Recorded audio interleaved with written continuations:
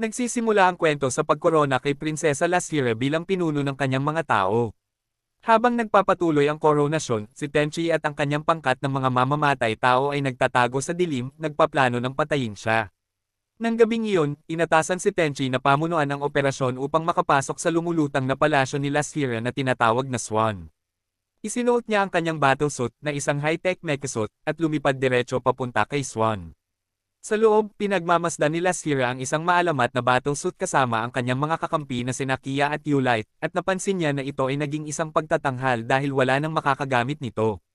Sa sandaling iyon, lumapit si Tenchi sa isla, at na-alerto si Lasira, kaya nagmadali si Kia sa kanyang sariling battlesuit upang harangin ito. Naniniwala siyang magiging madali ang kanyang laban kay Tenchi, ngunit laking gulat niya nang lumaban ng maayos si Tenchi. Mga 5 minuto sa kanilang laban, namula ang mga mata ng suit ni Tenchi at sumigaw si Tenchi, na naging dahilan upang mag-react ang maalamat na suit sa loob ng kastilyo sa kanya, na ikinagulat ni Lasira. Samantala, nananalo si Tenchi sa laban-laban kay Kia, ngunit sa di malamang dahilan ay tila hinihingal siya at nanghihina. Agad siyang kinausap ng kanyang amo sa pamamagitan ng komunikasyon, at pinagalitan dahil sa hindi niya pag-alis ng buhay sa prinsesa sa tamang oras. Pagkatapos ay sinabihan niya si Tenchi na isagawa ang misyon, sa kondisyon na hahayaan niyang bumalik si Tenchi sa kanyang mundo kapag tapos na siya. Matapos marinig ito ni Tenchi, pinalayas niya si Kia at sinugod si Lasira. Sa kasamaang palad para sa kanya, hinaranggan ni Wahan ang kanyang daan-dala ang isang Glock na puno ng pulbere at sinubukang mang-aral ng kapayapaan sa kanya. Nang mapagtanto ni Tenchi na wala na siyang malalabasan, pinakawalan niya ang mga limiter sa kanyang katawan at inatake si Wahan hanggang sa puntong nalagutan na ito ng hininga. Sinubukan din ni Kia na atakihin si Tenchi, ngunit nang mapagtanto ni Tenchi na luto na ang kanyang suit, nawalan siya ng kontrol at inihampas si Wahan sa lupa. Pagkatapos nito, inatake niya si Kia at nagdulot ng matinding pinsala sa battlesuit nito na naging dahilan upang hindi ito makagalaw. Pagkatapos ay sumugod si Tenchi papunta kay Lasira, at hinabol siya ni Kia habang naglalakad. Nang makarating si Tenchi sa Reyna, halos hindi na siya makalakad, at nagulat si Lasira na isa siyang lalaki dahil napakabihira ng mga lalaking kabalyero. Tinanggap ni Lasira ang pagkatalo at sinabing wala siyang pakialam na maging kakampi ng isang lalaking tulad ni Tenchi, ngunit sinabi sa kanya ni Tenchi na gusto lang niya itong ilayo dahil hindi siya interesado na patayin ito. Bago pa niya maipaliwanag ang kanyang mga motibo, naabutan na siya ni Kia at sinugod. Ngunit itinaboy niya ito na parang mopstick. Di nagtagal, nanghina si Tenchi at halos masuka, at ginamit ni Kia ang pagkakataong ito para sunggaban siya. Ilang sandali na lang at tatapusin na niya si Tenchi, ngunit inutusan siya ni Lasira na tumigil. Ipinaalala ni Kia sa kanya na maaaring masira ang kanyang imahe kung malalaman ng mga tagalabas na may lalaking palihim na pumasok sa kanyang palasyo, kaya sinabihan siya ni Lasira na ilihim ito. Alam niyang hindi si Tenchi ang utak sa likod ng pagpatay, at dahil iniwan ito ng kanyang kasama, plano niyang panatilihin ito sa kanyang tabi. Sa panahong iyon, nagpadala ang simbahan ng isang impormante na nagngangalang Masaya sa Lasira. Matapos matuklasan na sinusubukan ni punong ministro Babylon na nakawin ang maalamat na battlesuit. Kinabukasan, nagising si Tenchi sa isang hall at nagalit nang makita si Kia sa kabilang panig, kaya sinubukan niyang takutin ito gamit ang kanyang mga kumot. Gayunpaman, huli na niyang napagtanto na suot niya pala ang kanyang natural na bodysuit, at ang laki ng kanyang sandatang nuclear ay ikinagulat ni Kia, na nataranta. Binigyan niya ito ng isang pares ng damit at itinuro rin ang isang malalim na sugat sa braso nito, na ginamo niya habang wala ito. Pagkatapos nito, tinanong niya si Tenchi kung sa palagay ba nito ay ililigtas siya ng kanyang mga tauhan, at habang iniisip ni Tenchi ang sasabihin, sinabi niya rito na walang darating at isa lamang itong sakripisyo.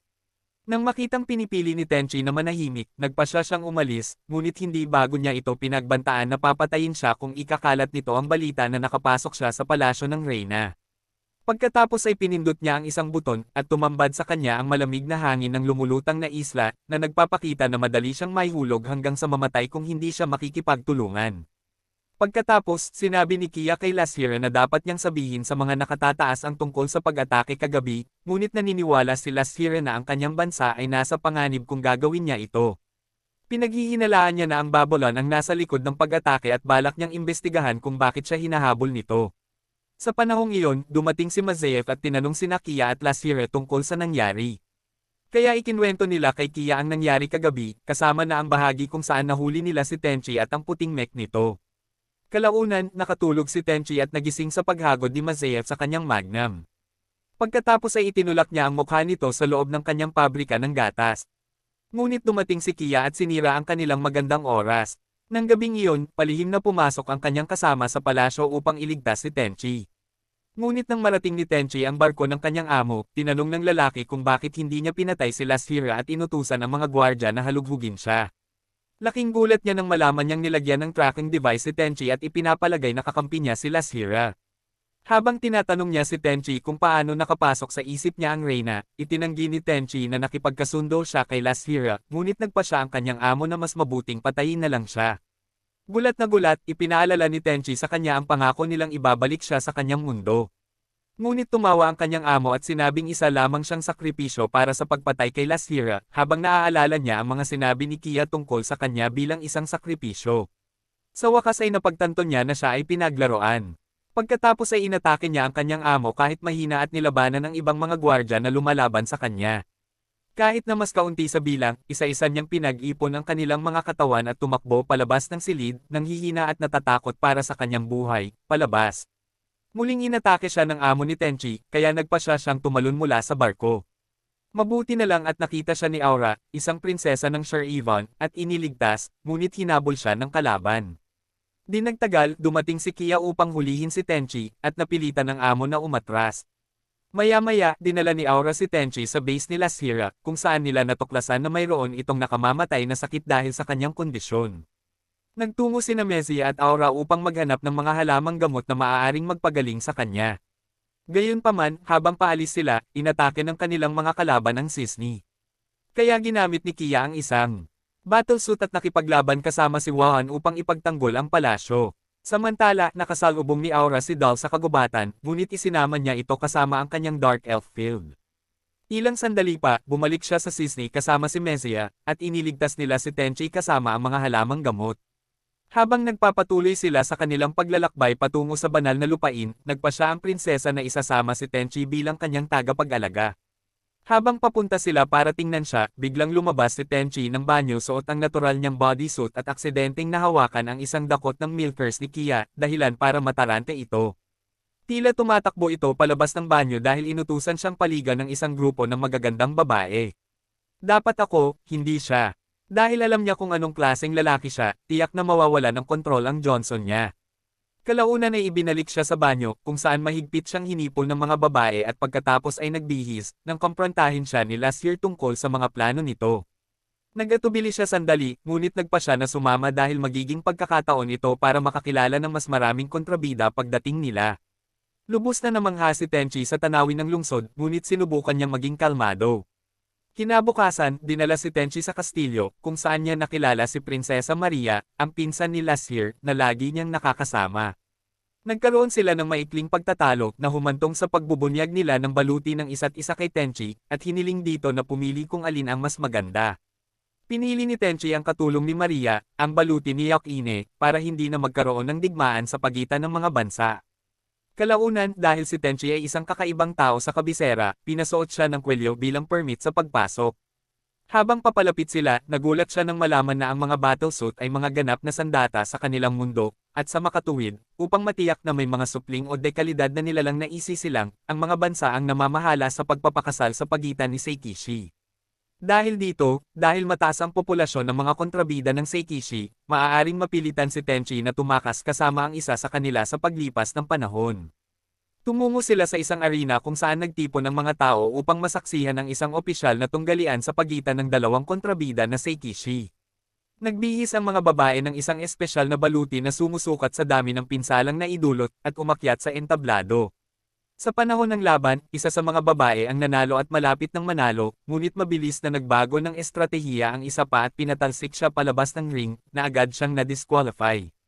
Pagkatapos ng tunggalian, dinala si Tenchi sa isang mansyon at itinuro sa kanyang silid. Bagamat partikular siyang binalaan ni Chi na manatili sa kanyang pwesto, palihim siyang lumabas ng mansyon at dumiretso sa kagubatan. Doon, naglibot-libot siya, tumikim ng iba't ibang prutas at namimitas ng mga kabute. Kalaunan, may nakasalubong siyang mga duwende na biglang sumugod sa kanya.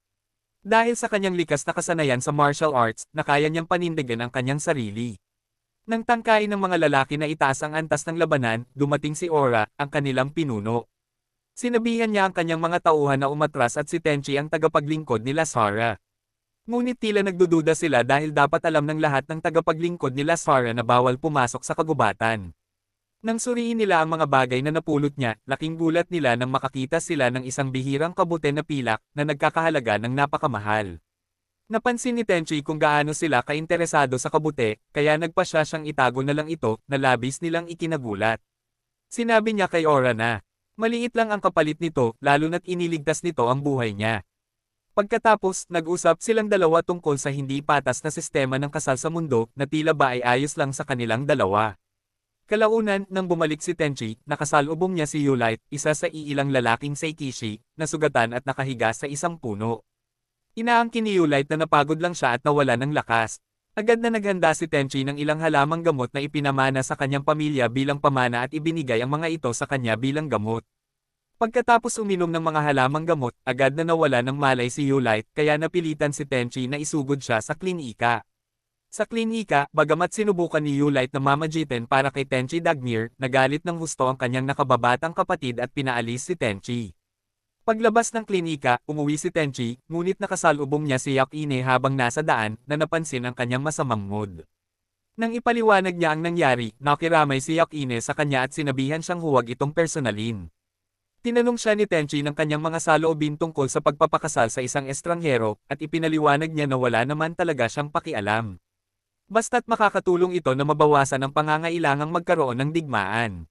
Biglang sumulpot si Chi, nagalit, at hinaila siya pabalik sa mansyon. Kinabukasan, tiningnan ni Tenchi si Yulite para kumustahin ang kalagayan nito, at laking gulat niya nang tuluyan na itong gumaling. Pinabagal ng mga halamang gamot ang metabolismo sa kanyang katawan, kaya naman mas mabilis itong gumaling. Niyaya siya ni Yulite para sa isang maikling pag-uusap upang masakliyan ang kanyang pagtanggap. Habang nag-uusap sila, biglang nabanggit ni Yulite ang mga bagay tungkol sa house at napansin kung paano na-stress si Tenchi. Pagkatapos ay sinubukan niyang alamin kung sino sa mga babaeng palihim niyang niloloko, ngunit agad na sumama si Tenchi. Nang gabing iyon sa mansyon, nagkaroon ng problema ang mga hot spring, kaya dinala si Lasfire sa isang magarbong banyo para maligo. Tumanggi siyang gumamit ng banyo, kaya naman kina Chi. Pina-check ni Tenchi at Sham kung ano ang posibleng problema sa mga spring. Habang inaayos ito ni Chi at Sham, napagtanto nilang nakawala si Tenchi. Matapos maibalik ang dating ng tubig sa bukal, nakita ni Chi si Tenchi na nakatitig sa isang kumpol ng makintab na mga bato, kaya hinampis niya ito sa ulo. Dahil dito, nahulog si Tenchi sa tubig na nagdala sa kanya sa eksaktong bahagi kung saan siya nahulog, kung saan naliligo ang prinsesa. Nang madulas siya sa daluyan ng tubig, nawalan siya ng malay sa ibabaw ni Lasira. Nang mapagtanto nilang maaaring balatan ng buhay si Tenchi kung ang ulat tungkol sa insidente ay makarating sa mga matataas na opisyal sa lungsod, nagpasya silang ilihim ito. Kinabukasan, isang seremonya ang ginanap kung saan si Chi at ilang iba pang sekishibites ay pinahirin ng langis bilang mga opisyal na mandirigma. Sa karamihan, si Chi ang napili bilang pinuno. Dahil hindi maaaring bayaran si Tenchi ng kaharian, dahil kakailanganin nito ang kanyang tunay na pagkakakilanlan, na determinado niyang itago, iminungkahi ni Lasire na magtrabaho siya ng part-time sa mga dormitoryo ng akademya. Hindi niya nararamdaman ang pangangailangan dahil hindi niya kailangan ng pera para mabuhay. Sa katunayan, nangangaso siya tuwing umaga at laging bumabalik na may dalang maraming karne at mga sangkap. Nang sabihin ni Lasira na maaaring kailanganin niya ng pera kapag oras na para bumalik sa kanyang mundo, lumipat siya at malugod na tinanggap ang alok na trabaho. Nang araw na iyon, papunta siya sa dorm, nakilala niya si Masaya at ang ilang mga babaeng estudyante nito na tila interesadong makita siya. Dahil hindi sanay na may kasamang maraming babae, agad na sumisid si Tenchi at dumiretso sa dorm. Sa dorm, nakilala niya ang punong guro na nagbigay sa kanya ng impormasyon tungkol sa kanyang mga tungkulin bago siya pinapasok sa loob. Pagpasok nila, ibinigay siya ng babae sa ibang staff na minamaliit ang kakayahan niya dahil bata pa siya. Ngunit dahil natiyak na siya ng principal, napagdesisyonan nilang bigyan siya ng benepisyo ng pagdududa. Nang una siyang pagtrabahuhan sa girls' dormitory sa pamamagitan ng paglilinis at pag-aayos ng mga kwarto, nalampasan niya ang inaasahan ng mga staff. Sunod, dinala siya sa laundry room para tumulong sa mga gawain sa paglalaba. Nang magsimula siyang magtrabaho, lahat ng mga tauhan sa paligid ay tumigil sa kanilang mga gawain at namangha habang pinapanood siya nang matapos ang karaniwang inaabot nila ng ilang oras para matapos sa loob lamang ng ilang minuto. Gayon din, dinala siya sa construction site, at tama ang hula mo, nag-isa ulit siya. Nang gabing iyon, habang pabalik na sa trabaho si Tenchi mula sa isang iniutos, nakasalubong niya si Aura na nagbalita sa kanya tungkol sa isang insidente kasama ang ilang mga bully.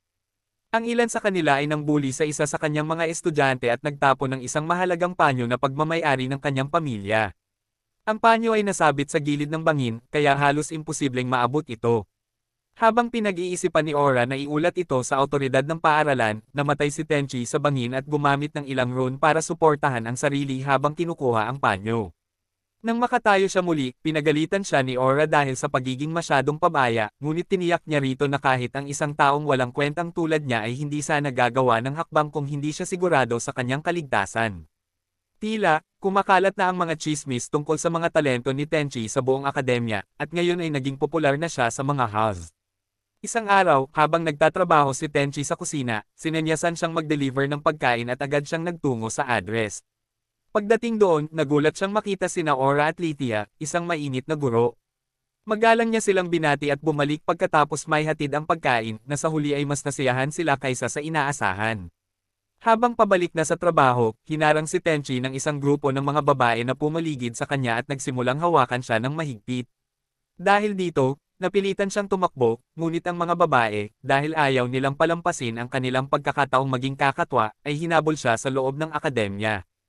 Ang habulan ay humantong sa kanila sa kagubatan kung saan karamihan sa mga babae ay natamba dahil sa pagod. Ipinatawag si Aura at ang ilang iba pang mga estudyante upang tumulong sa pagkuha ng mga batang babae mula sa kagubatan, ngunit pagdating nila, laking gulat nila nang makita na ang parehong Tenchi na hinahabol ng mga batang babae ay siya ring nagligtas sa kanilang lahat mula sa kagubatan. Maya-maya, nag-usap-usap sina Lashira at Masaya na humantong sa pag-promote kay Tenchi sa isang bagong trabaho. Pagdating niya sa address, nakilala niya si Masaya na nagpakilala sa kanya sa konsepto ng trabaho. Ayon sa kanya, siya ang mamamahala sa paghuhugas ng buhok at katawan ng mga kontrabida ng Sekishi. Tinanggihan ni Tenchi ang alok na point blank at sinubukang tumalon, ngunit pinigilan siya nina Lashira at Chi, na itinuro na mas mapapalapit siya sa pagbabalik sa kanyang mundo dahil alam niyang wala siyang karanasan sa ganoong uri ng trabaho. Sinamantala ni Masaya ang pagkakataon at hinayla siya papasok sa banyo upang ipakita kung ano ang kaakibat ng trabaho. Napilitan sina Lashira at Chi na makinig habang nilulutas ni Masaya ang kanyang mga kalokohan sa kawawang binata. Nang matapos siya, si Tenchi ay muling ginawang isang massage machine na mahigpit na sumusunod sa kanyang mga tagubilin. Pagkatapos ay nagpasya si Masaya na magpahinga sa kanyang pinakabagong proyekto, inutusan itong magbigay ng full body massage kay Chi at sa isang grupo ng mga piling babae. Dahil sa masahe, nawala ng malay ang mga babae sa sarap at halos maging walang silbi, parang mga taunan pagkatapos ninyong magguning. May mga reklamong isinampa laban sa kanya, ngunit may ilang kahilingan na natatanggap niya mula sa ibang mga babae na nagpapawalang bisa sa mga reklamo. Isang gabi, dinala si Tenchi sa isang malaking banyo para hugasan ang likod ng ilang mga babae. Sinubukan niyang palihim na lumabas ngunit naharangan. Nang makita siya ng mga babae, nagsiksikan sila sa paligid niya, halos hindi pinansin ang lahat ng iba pang mga kawani. Gumawa sila ng pila at pinahugasan niya ang kanilang mga likod isa-isa. Sinubukan pa nga siyang utusan ng ilan sa mga babae na hugasan ang kanilang mga melon, ngunit magalang niyang tinanggihan ang alok. Habang hinuhugasan niya ang kanilang mga likod, napansin niya ang simbolo ng crest sa bawat isa sa mga babae at inisip kung ano kaya iyon. Pagkatapos, nakilala ni Yulite si Tenchi, na ngayon ay labis na pagod dahil sa pagpapasaya ng napakaraming kontrabida ng sabay-sabay. Nang banggitin niya ang mga simbolo ng crest na nakita niya sa mga babae, sinabi ni Yulite na senyales iyon ng pagnanais nilang gumawa ng mga kakaibang bagay kasama siya. Si Masaya, na hinahabol ni Chi at ng iba pang mga babaeng pinaaalagaan niya kay Tenchi, ay biglang sumulpot, at lumabas sa isa sa mga bagong makina ni Sean. Dumating ang mga babae para turuan si Masaya ng leksyon sa mga kinikilos niya, ngunit nang makitang kasama niya si Tenchi, napagpasyahan nilang gawin na silang dalawa na lang. Agad na tumakas sina Tenchi at Masaya papunta sa kagubatan, dahilan para magpaputok ang mga batang babae ng mga mapaminsalang sandata sa kanila. Dahil sa matinding pinsala sa paligid ng akademya, nalaman ito ng punong guro, kaya ipinatawag niya ang mga taong sangkot sa kanyang opisina at inutusan silang kumpunihin ang lahat ng kanilang sinira o kung hindi ay hindi na sila papayagang bumalik sa akademya. Dahil sa karanasan ni Sean, siya ang inatas ang mamahala sa mga pagkukumpuni, at napilitan ng mga batang babae na sumunod. Dahil kasalukuyang kulang ang mga tauhan sa akademya, may ilang bagong kawani na kinuha para tumulong sa mga gawain sa paaralan, ngunit pagdating ng mga kawani, tila may kakaiba sa kanila. Dahil si Tenchi ang namamahala, halos hindi pinagpapawisan ang iba pang mga batang babae sa buong proseso. Karamihan sa kanila ay nakaupo lang, pinag-uusapan ng mga batang babae, habang pinapanood si Tenchi na personal na inaayos ang mga pagkukumpuni. Mabilis niyang natapos ang buong proseso. Pagkatapos ng lahat, habang naliligo ang mga babae sa magarbong banyo kung saan nagtatrabaho si Tenchi, pinaponte siya sa malapit kung sakaling may mga ilangan ng tulong niya. Maya-maya, napagdesisyonan ng mga babae na hindi nila kailangan ang serbisyo niya, ngunit nang tangkaing umalis si Tenchi, nagpalit sila ng anyo at pinunit ang kanyang mga damit, kaya napilitan siyang sumama sa kanila sa banyo. Nang matapos ang pagkukumpuni, ibinahagi ni Ms. Aya na sa wakas ay maaari na silang magpatuloy sa akademya, at ang iba ay nasa sabik, habang si Tenchi ay nagpapahinga sa paliligo. Napansin ni Shea ng ilang maliliit na pasa sa kanyang mga kamay. Nang kumprontahin siya nito, sinabi lang nito sa kanya na nakuha niya ang mga ito habang inaayos ang mga ito. Pero dahil sa klase ng tao niya, alam niyang malabong mangyari iyon. Nang gabing iyon, nakarating sa kanya ang isang ulat tungkol sa ilang mga butas na natagpuan sa paligid ng lugar, at agad niyang inakala na si Tenchi ang may kagagawan nito. Nang gabing iyon, nakita siya ni Shian at Lasara na tumatakbo papasok sa kakahuyan, kaya sinundan nila siya. Nasaksihan nila siyang gumapang papasok sa isang butas sa ilalim ng ilang mga palumpong at inambush siya nang gumapang siyang palabas muli. Nagulat sila nang malaman nilang si Tenchi ay naghuhukay ng mga butas sa buong lugar upang maghanap ng mga kristal. Nang tanungin nila ang tungkol sa kanyang pagkahumaling sa mga makintab na bagay, ikinwento ni Tenchi kung paano nagkaroon ng sasakyang pangkalawakan ang kanyang kapatid na babae na gawa sa mga kristal sa kanilang tahanan. Nagulat sila Sara at itinuro na kahit sa isang parallel world, ang mga tao sa kanilang timeline ay walang akses sa mga kristal. Ibig sabihin, malamang na nanggaling siya sa hinaharap, nang ipakita sa kanila ni Tenchi ang isang piraso ng spaceship ng kanyang kapatid na ibinigay nito bilang kwintas. Hindi sinasadyang nabali ito ni Shian. Agad siyang umiyak, kaya nangako ang babae na hahanap siya ng paraan para maayos ito agad. Habang dinadala niya ang kwintas sa lahat ng panday na kilala niya, laking gulat niya nang aminin ng mga ito na ang disenyo ng paggawa ng kwintas ay lampas sa kanilang pagkakakilala at hindi na nila ito maaayos. Dahil sa pagkadismaya, umuwi siya, ngunit nakasalubong niya sina Maria, Yakine, at Yulite na nag-alok ng tulong. Habang sinusuri ang mga ari-arian, inamin ni na Yulite at Yakine na hindi na ito maaayos, ngunit sinabi ni Maria na maaari na lang nilang palitan ang kadena ng isang tinirintes na tali. Naging interesado si Shian, ngunit medyo nag-alala dahil masyadong malamaya siya para gumawa nito. Gayunpaman, nagpasya siyang ipagkatiwala kay Tenchi. Isang gabi, habang palabas si Tenchi para maghukay ng mga kristal, nakasalubong niya ang isang nanghihimasok na biglang umatake sa kanya. Habang sinusubukan niyang supalan ng tao, isa pang nanghihimasok ang sumulpot at inatake siya kaya nawala silang dalawa. Dahil sa kanyang matalas na pandama, natuntun niya ang kanilang mga galaw. Nasalubong niya si Dagner habang nasa daan na nagturo sa kanya patungo sa direksyon kung saan tumakas ang nanghihimasok pagdating niya. Natuklasan niya na ang partikular na nanghihimasok na iyon ay isa lamang panloloko. Tila itinago ni Dagner ang pagkakakilanlan ng tunay na nanghihimasok dahil ito ang kanyang tagapaglingkod, si Amera. Ninakaw ni Amera ang isang mahalagang dokumento mula sa akademya sa ilalim ng utos ni Dagner dahil ayaw niyang masayang ang kanyang pagtugis. Sinubukan ni Tenchi na hulihin ang nanghihimasok ngunit nakatakas ang taong iyon. Maya-maya ay dumating si Ms. Aya sa kakahuyan dala ang kanyang mga plano. Ipinaliwanag niya na sinundan din niya ang mga ulat tungkol sa isang nanghihimasok, ngunit tila hindi makalimutan ni Tenchi ang katotohanang walang kahirap-hirap niya itong ibinubunyag. Pagkatapos ay nagkabalikan sila. Kinabukasan, kumalat ang balita tungkol sa ninakaw na dokumento, ngunit lumabas na hindi mahalaga ang impormasyong nakapaloob, kaya isa itong bigong tangkang pagnanakaw tulad ng nominasyon ni Ducky sa Grammy. Gayunpaman, napagpasyahan pa rin nila na dapat mahuli ang nanghihimasok. Nang sumunod na linggo, kinukumbinsi ng punong guro si Lasira na i-enroll si Tenchi sa paaralan, sa halip na pilitin lamang itong magtrabaho ng walang patutunguhan. Sinubukan niyang gamitin ang gasto sa pagpapatala bilang dahilan, ngunit itinuro ng punong guro na ang perang kinikita niya mula sa kanyang mga trabahong pang-sideline ay higit pa sa sapat para sa kanyang matrikula. Wala nang ibang pagpipilian, pumayag siya at nag-enroll si Tenchi. Sa unang araw niya sa paaralan, nakasalubong ni Tenchi si Lars, ang babaeng nakuha niya ang panyo mula sa bangin noong isang araw, at masayang pumayag ang babae na ilibot siya sa paaralan. Habang inililibot niya ito, natarante sina Lasira at Kia, kaya sinundan nila sila. Mas lalong lumala ang kanilang sama ng loob nang makitang walang kahirap-hirap na naaga ni Tenchi ang atensyon ng lahat sa paaralan. Habang sinusubukan nilang sumugod pa, nakasalubong nila si Masaya na siyang nagtulak sa kanila palabas. Sa klase, naalala ni Tenchi ang payo ni Kia at espesyal na binati ang mga maharlika at lalaking estudyante sa klase pagkatapos ng pangkalahatang pagpapakilala. Pagkatapos ng klase, nakilala niya ang isang palakaibigang kaklase na nagngangalang Tai na nagbigay sa kanya ng mga tip kung ano ang gagawin para maging madali ang buhay sa paaralan. Samantala, pinipilit pa rin ni Kia ang sarili na lampasan ang kanyang limitasyon, sinusubukang gumawa ng tirentas na tali para sa kwintas ni Tenchi. Hinarap siya ni Dagner na siyang dati niyang minamahal. Tinanong ni Dagner kung bakit niya pinipilit ang sarili na lampas sa kanyang limitasyon para sa isang katulong at hindi siya makahanap ng tiyak na sagot. Nang araw na iyon sa paaralan, ang klase ni Tenchi ay nagkaroon ng pisikal na labanan, at kinailangang subukan ni Masaya ang kanyang kakayahan sa pakikipaglaban gamit ang espada bilang bagong estudyante dahil alam na niya ang kanyang mga kakayahan. Karamihan sa mga kawani ng paaralan ay dumaan upang masaksihan ang resulta ng tunggalian. Laking gulat nila nang tila kulang si Tenchi sa mga pangunahing kasanayan sa pakikipaglaban gamit ang espada.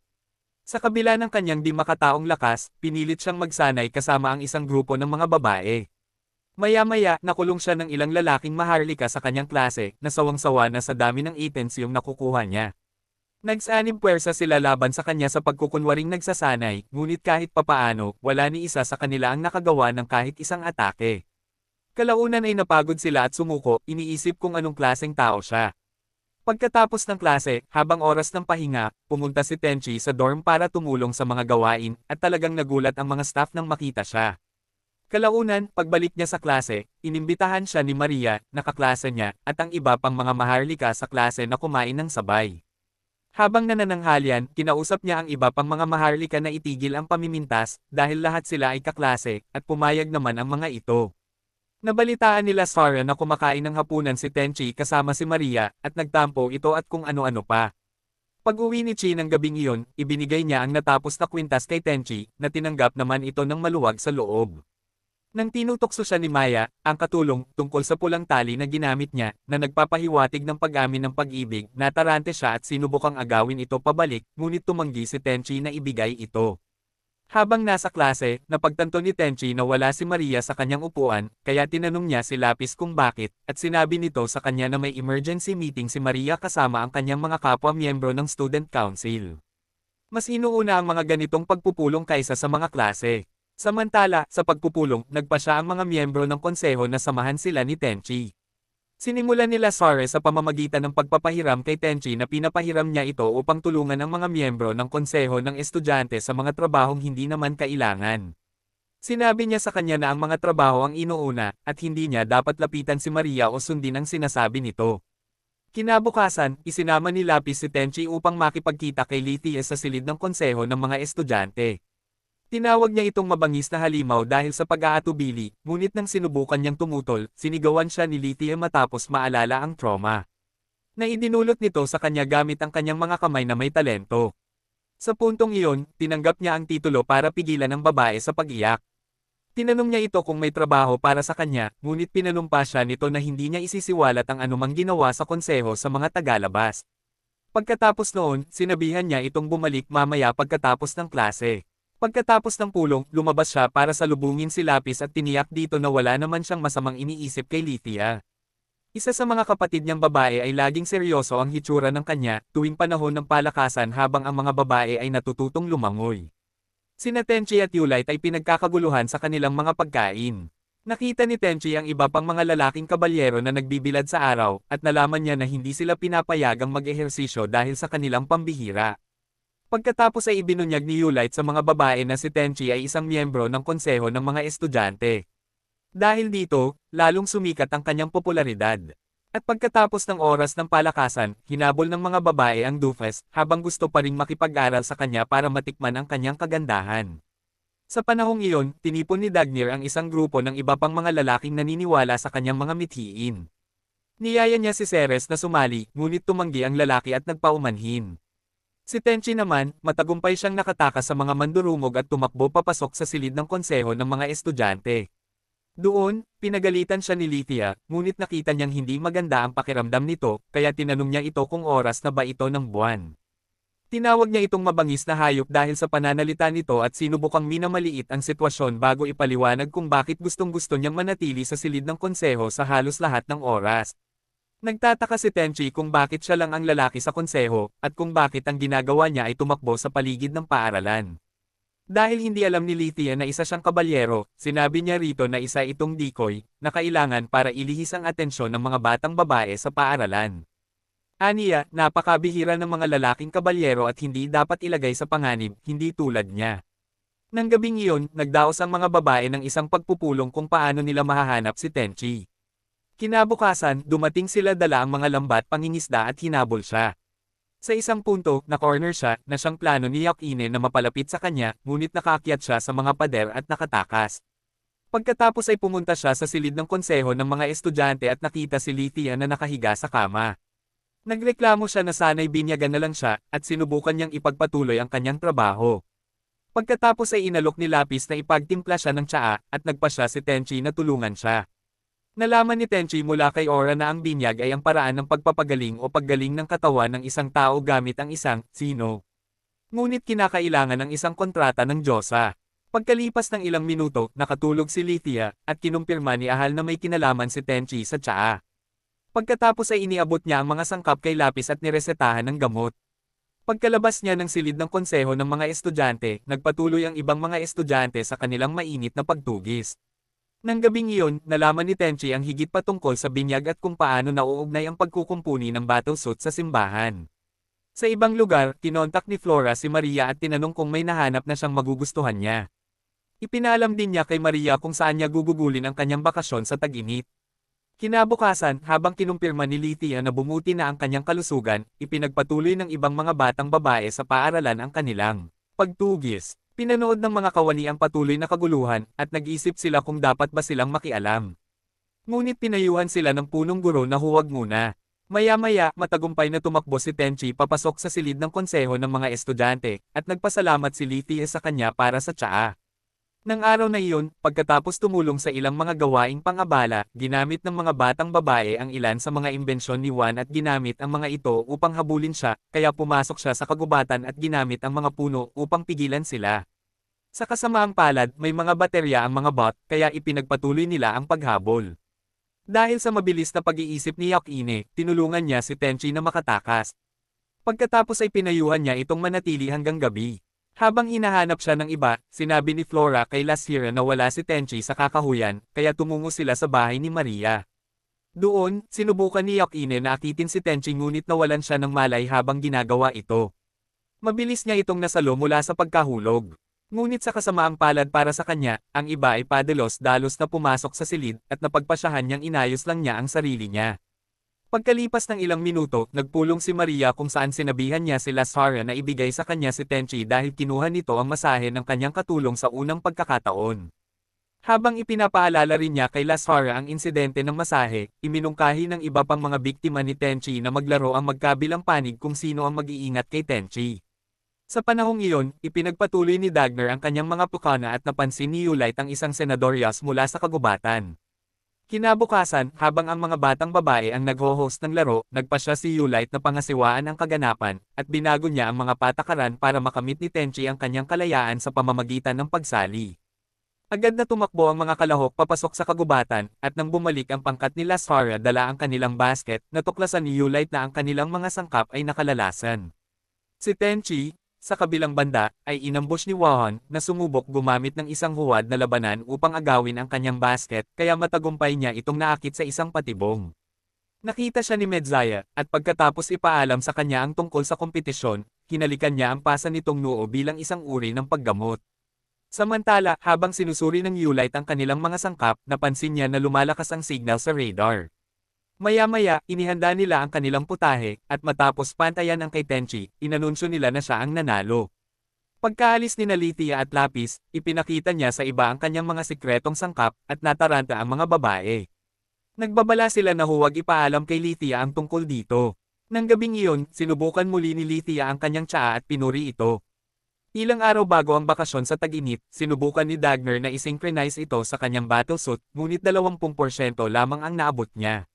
Sinabi sa kanya ni Yulite na ito na ang pinakamatagal niyang makukuha dahil pareho pa rin ang resulta noong huli.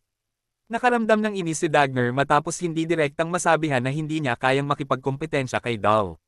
Gayunpaman, sinabihan siya ni Yulite na tumigil na sa pagiging palaboy at dapat niyang i-enjoy ang kanyang buhay estudyante. Sa huling araw ng pasukan, ipinaalam ni Yulite sa mga estudyante sa kolehiyo na nabigyan na sila ng pahintulot na umalis sa akademya kahit na hindi naman palaging ganito ang nangyayari. Pagkalabas pa lang niya ng klase, nalaman ni Tenchi mula kay Ceres na ang mga lalaking kabalyero ay hindi sakop ng no vacation rule at mag-isa lang siyang maglalakbay. Samantala, sinabi nila Sire kay Chi na plano niyang manatili sa dorm habang bakasyon. Sa kasamaang palad, dumating si Yakine at inabutan siya ng isang communication device. Kinabukasan, ang kanyang pangkat kasama ang pinuno ni Maria, ay sumakay sa isang lumilipad na barko patungong Havaniwa, ang bansang sinilangan ni Flora.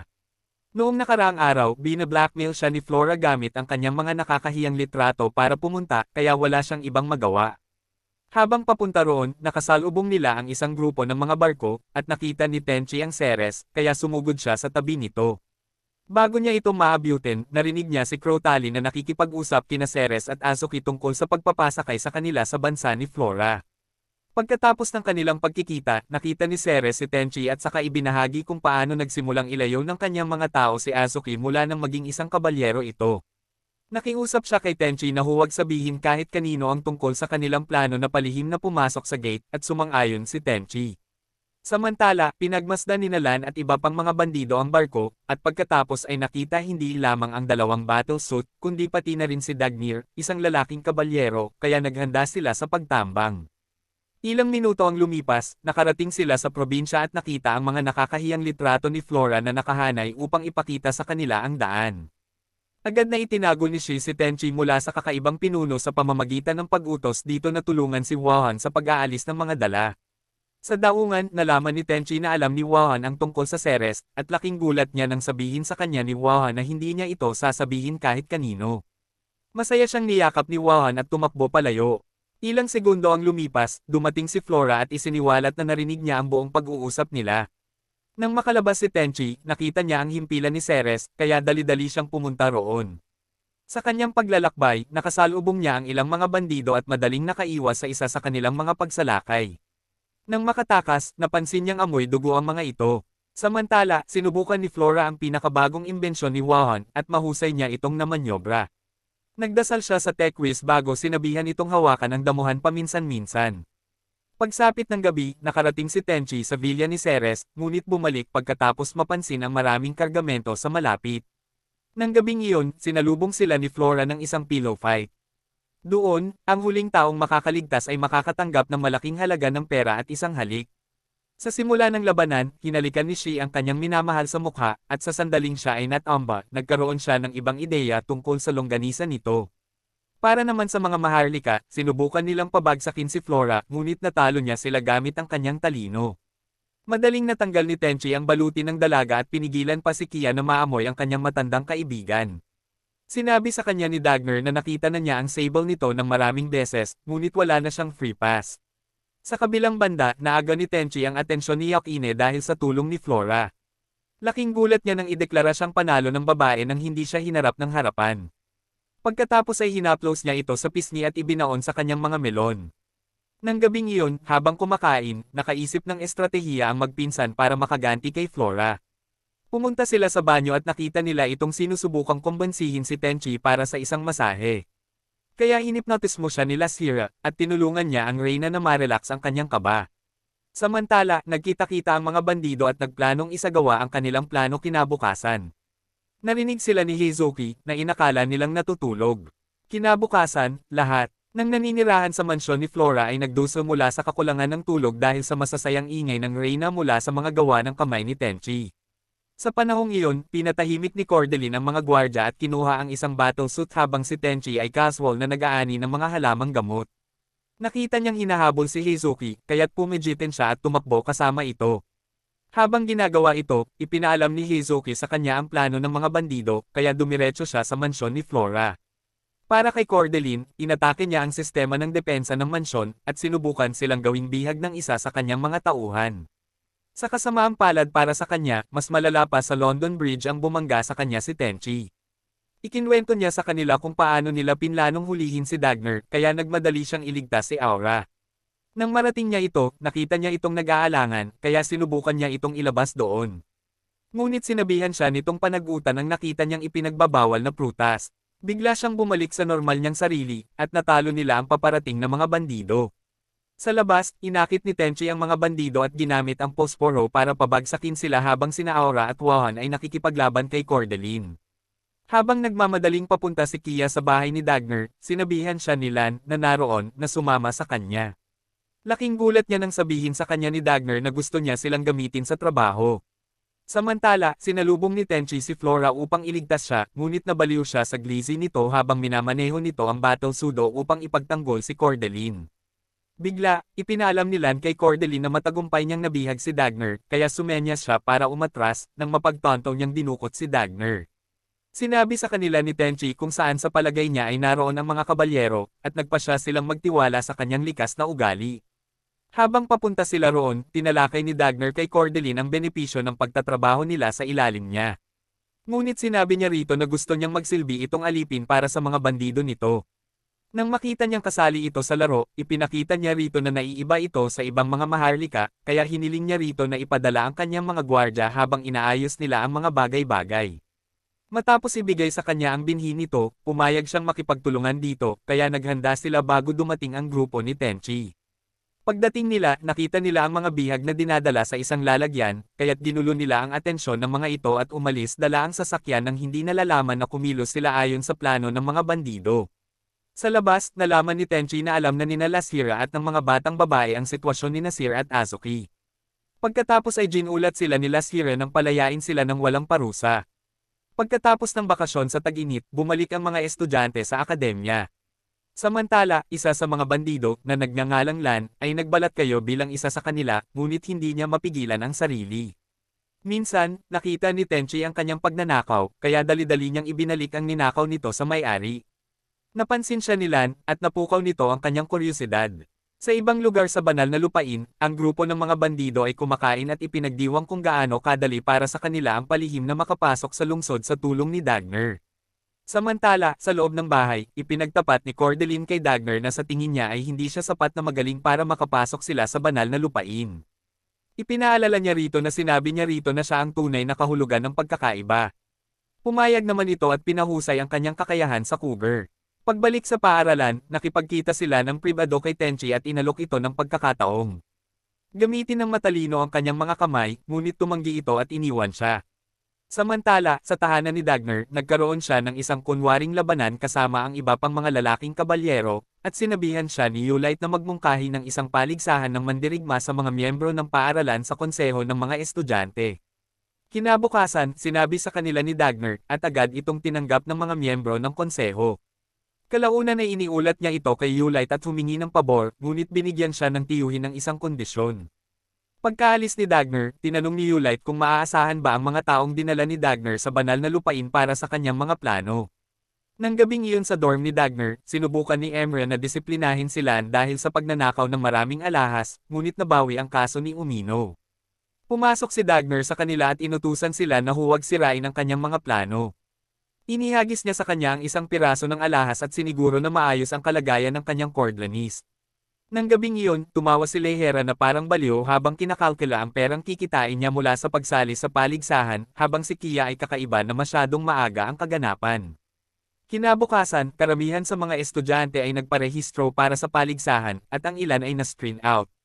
Marami sa kanila ang nakarating sa preliminary, at habang nililinis nila ang arena, nalaman ni Tenchi ang tungkol sa tanging ganap na nahukay na battle suit mula kay Straya, na kilala bilang simbolo ng kapangyarihan.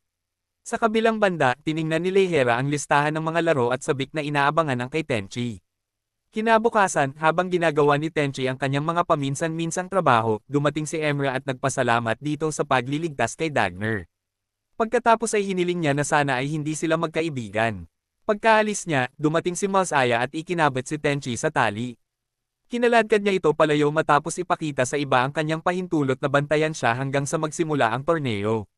Nang malaman ito ni Leihera, nagalit siya dahil sinira ni Masaya at ng iba pa ang kanyang mga plano na kumita ng pera gamit si Tenchi. Pagkatapos ay ipinailalim ni Masaya sa house arrest si Tenchi. Sinusundan niya ito kahit saan, at nang makita niyang nahihiya itong ipakita sa kanya ang kanyang munting si Johnny. Tinulungan niya itong mawala ang kanyang pagiging mahiyain sa pamamagitan ng pag-alis sa kanyang unang pagkakataon. Kinabukasan, nagsimula ang paligsahan, at habang patuloy na nananalo ang mga kaibigan ni Leihera, napagtanto ni Leihera na malaki ang kanyang utang kung mananalo si Tenchi, kaya nakaisip siya ng estratehiya para matalo ito. Ilang sandali bago ang kanyang karera sa Marathon, naglagay si Leihera ng isang sulat na naglalaman ng mga patakaran sa laro. Binasa niya ito, at agad na nagsimula ang karera. Nanatili siya sa likuran at nagbilang mula 1 hanggang 10,000.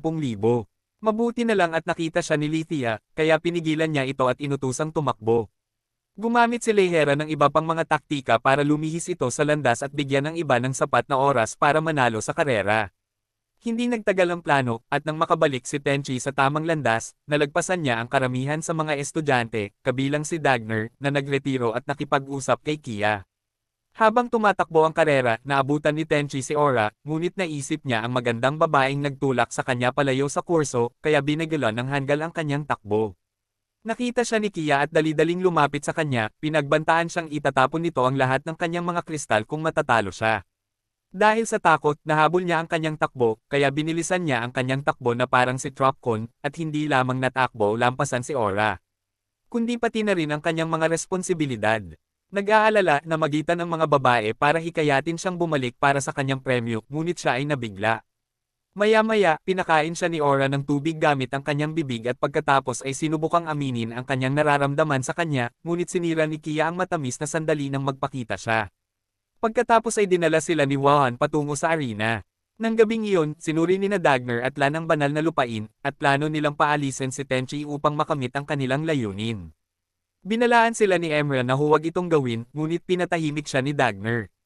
Pagkatapos ay itinuwid sila ni Yulite na huwag isipin ang pagharap kay Tenchi ng harapan dahil kung hindi ay matuturuan sila. Pinayuhan sila ni Yulite na harapin ang sitwasyon ng hindi kinakaharap si Tenchi, at nagpasya silang tuparin ang kanyang pangako. Pagkaalis nila, kinausap niya ang isang boses at napansin na may binabalak si Emra. Nang gabing iyon, isang nakahod na figure ang sumalakay kay Tenchi sa kagubatan, ngunit madali niyang napigilan ang atake nito. Dahil sa desperasyon, humingi siya ng tawad at sinubukang mahulog kasama niya sa isang booby trap, ngunit isa pang babaeng nakamaskara ang nagligtas sa kanya.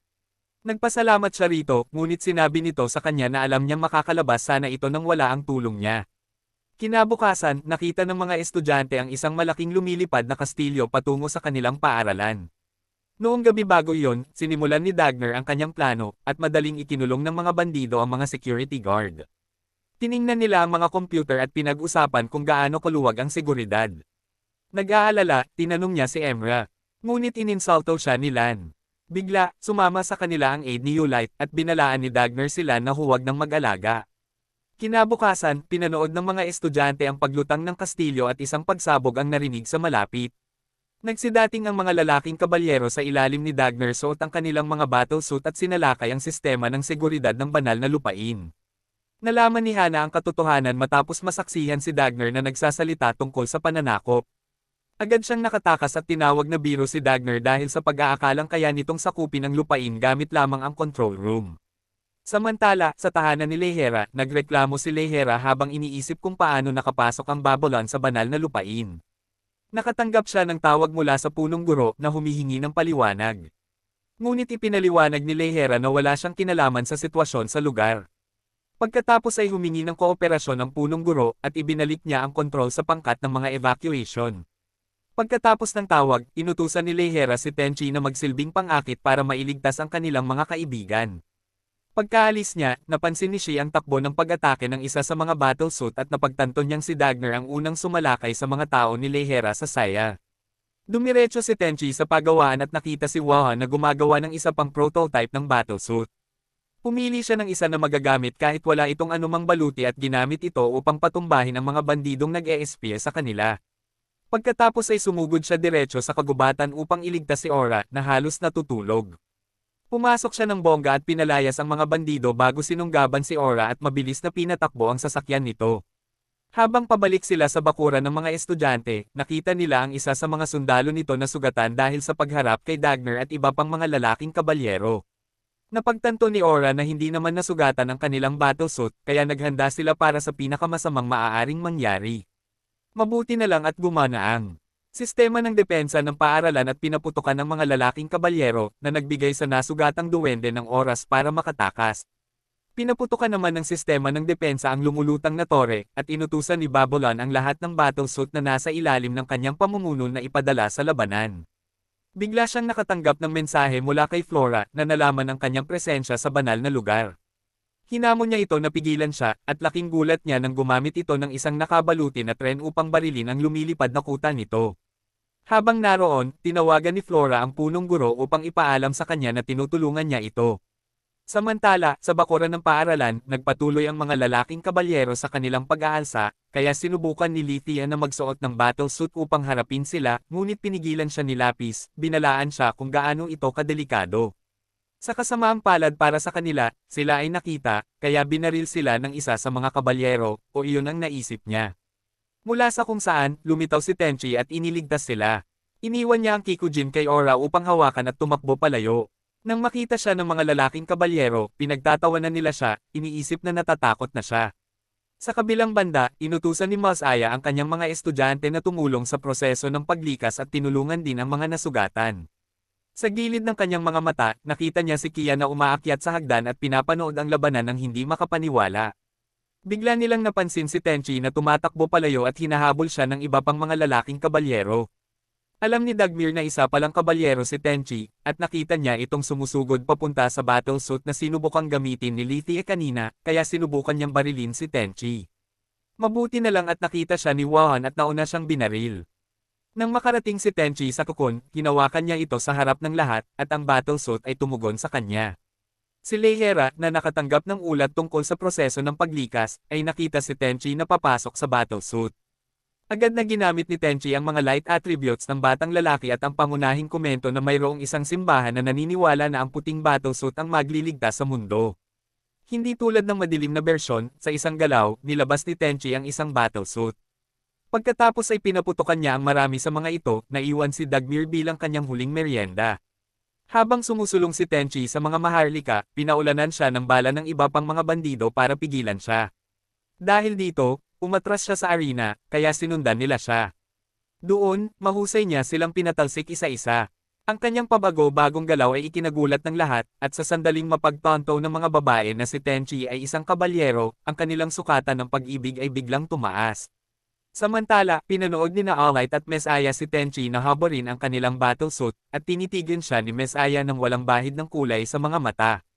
Habang tinatalo ni Tenchi ang mga huling lalaking kabalyero, dumating ang Babylon sa gitna ng banal na lupain, at inisabay niya ang kanyang lumilipad na kuta dito. Naapektuhan ng banal na lupain ng panginginig, at binigyan nito si Dagmir ng sapat na oras upang makatakas dala ang lupa. Medyo huli na ng mapagtanto ng prinsipal ang kanyang ginagawa. Kasabay nito, napansin ni Zia na may mali kay Mesaya, kaya tinawag niya ito. Sa kasamaang palad, isiniwalat ni Babylon na hindi niya kapatid si Mesaya, kundi isang nilalang na parang battlesuit. Nang biglang makabangon si Mesaya mula roon, inutusan siya ni Babylon, at labag sa kanyang kalooban ay nag-transform siya bilang si Doll. Pagkatapos ay dumiretso si Doll sa relic ng battlesuit sa torneo, at sinipsip nito ang isa sa mga bahagi ng nahulog na battlesuit. Sinubukan ni Zia na tawagin ang kanyang kapatid, ngunit sinabihan siya ni Doll na ilikas ang iba pang mga estudyante. Pagkatapos ay pumasok siya sa higanting mecha at nilabanan si Tenchi.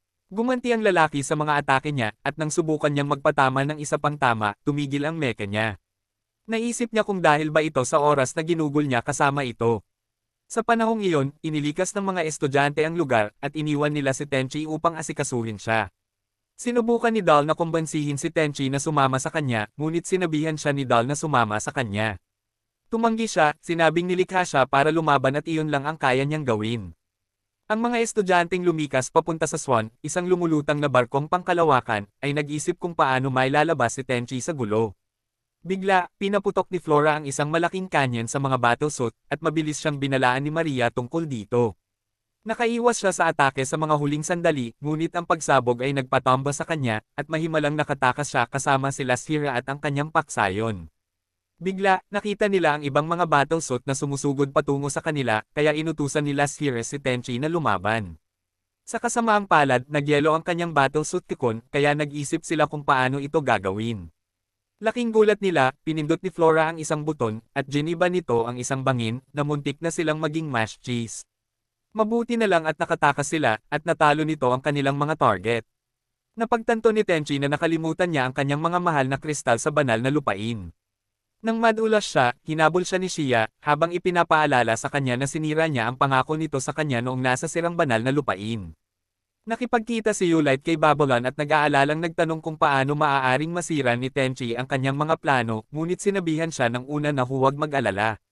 Sa mga lumulutang na lupain, sumikat ng husto ang kasikatan ni Tenchi sa mga babae, at gusto nilang lahat na tikman ang kanyang mga buto.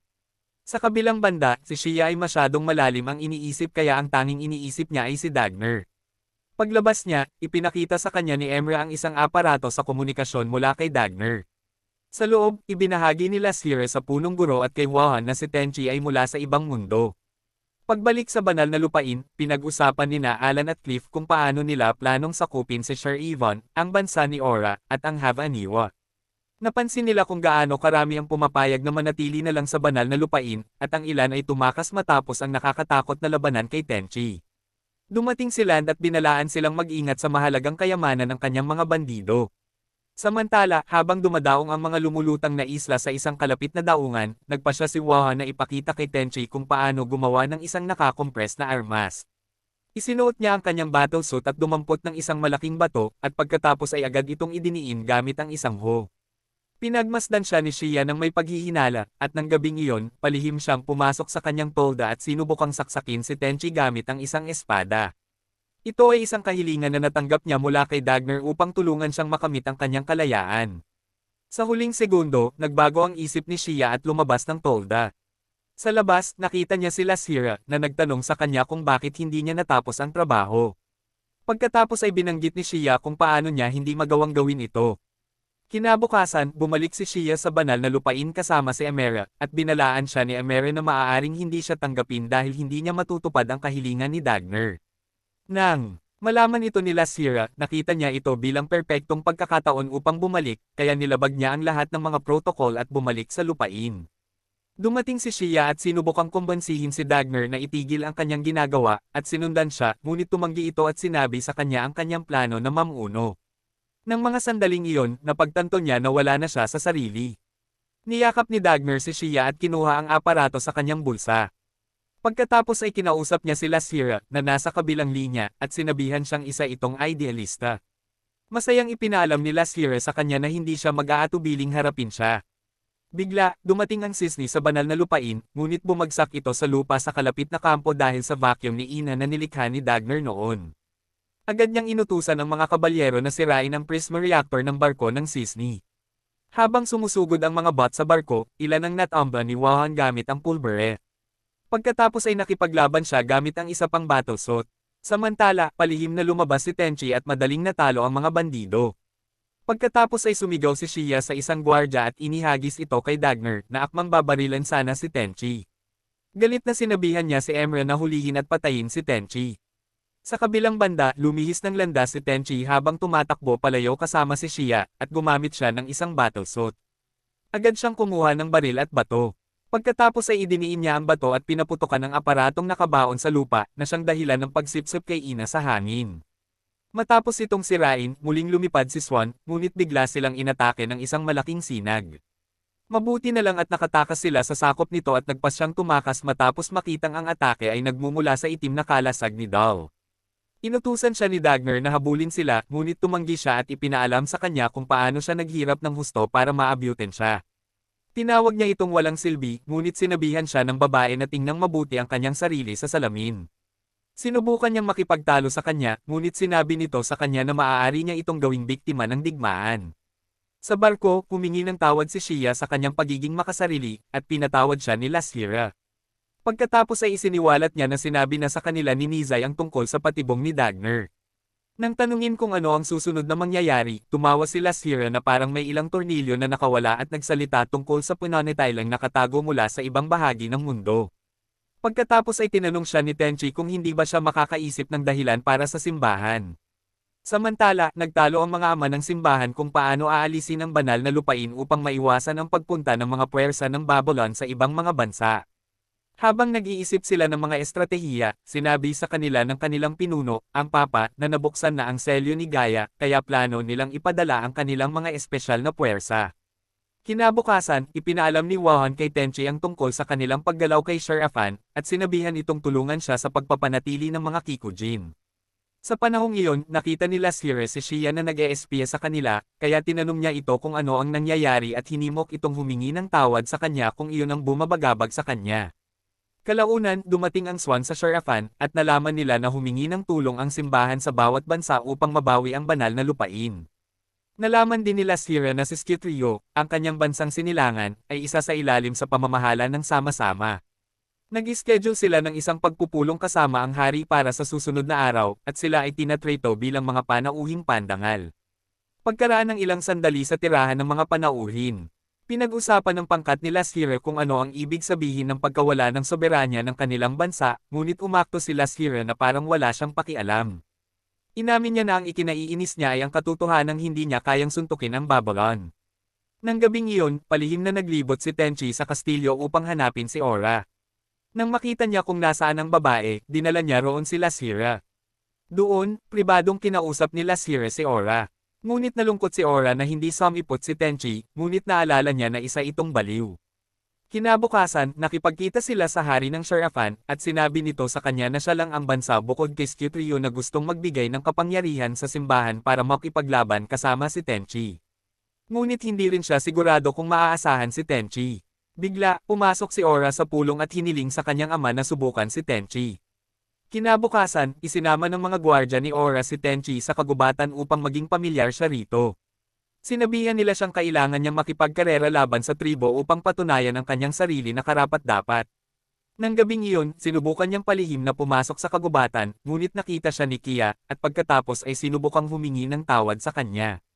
Ngunit nang makita niya ang palawit sa leeg nito, naalala niya ang laso na ginamit niya sa pagtatali nito, at kung paano ito sinasabing romantiko.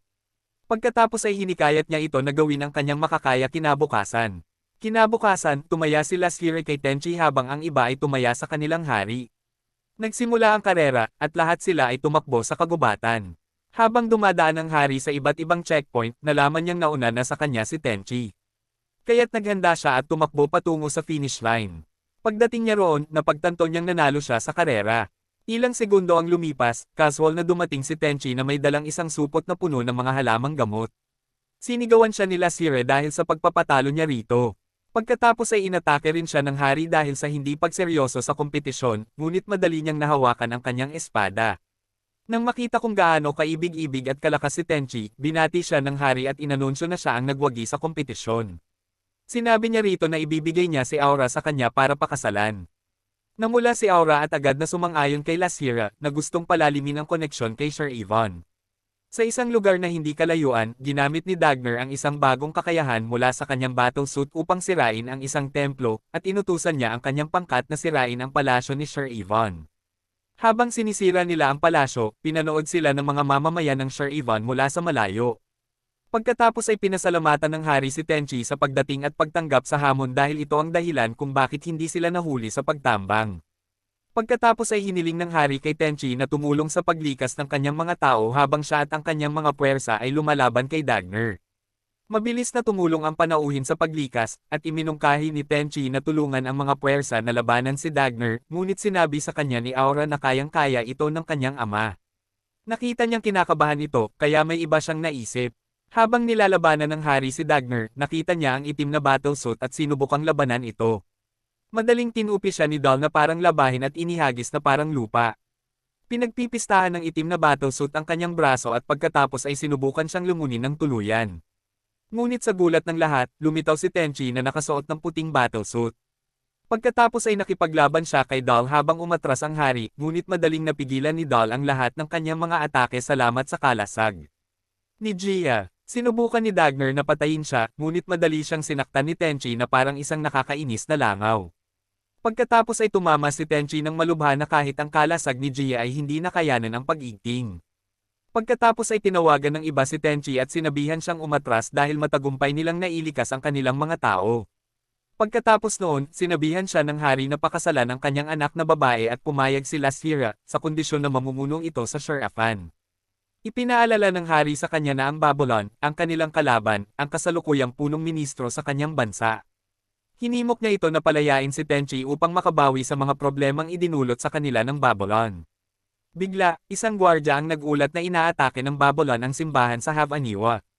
Agad na tumungo roon ang mga bisita at inutusan ng hari ang kanyang anak na babae na sumama sa kanila.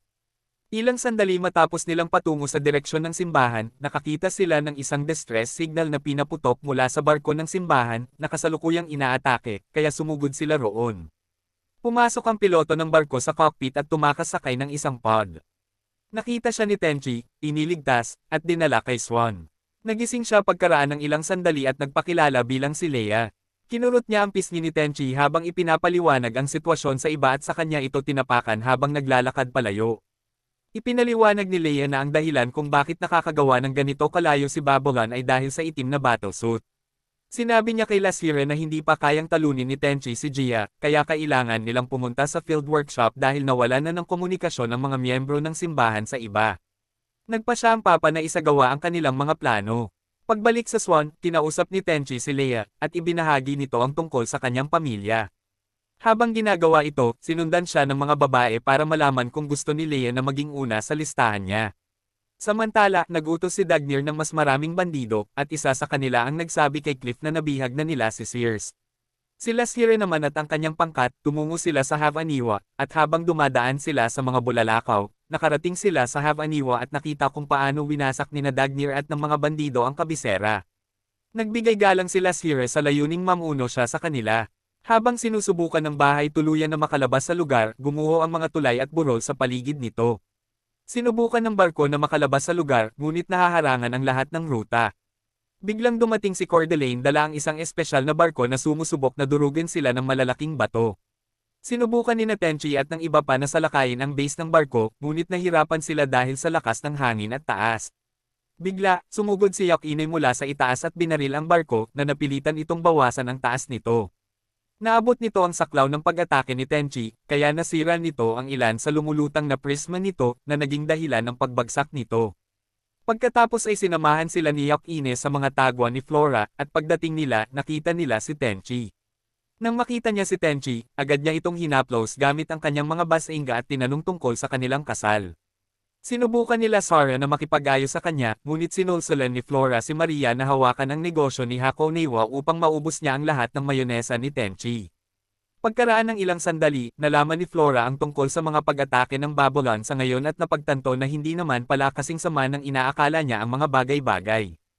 Pagkatapos ay hiniling nila Sara na magtulungan sila upang pigilan ang Babylon, at pumayag si Flora, ngunit sa kondisyon na si Tenchi ang mamumuno at magpapasya kung kaninong utos ang pakikinggan niya. Sa unang pagkakataon, nayanig sila Sara matapos mapagtanto na ang kanyang gabing lalaki ay hindi na niya kontrolado. Nang gabing iyon, habang kumakain, hindi sumipot sila Sara, kaya pumunta sina Tenchi at Chi sa kanyang silid upang kausapin siya, ngunit hindi siya lumabas. Iniwan nila siya, at sinabihan siya ni Chi na hingin ang opinyon ng lahat tungkol sa desisyong gusto niyang gawin.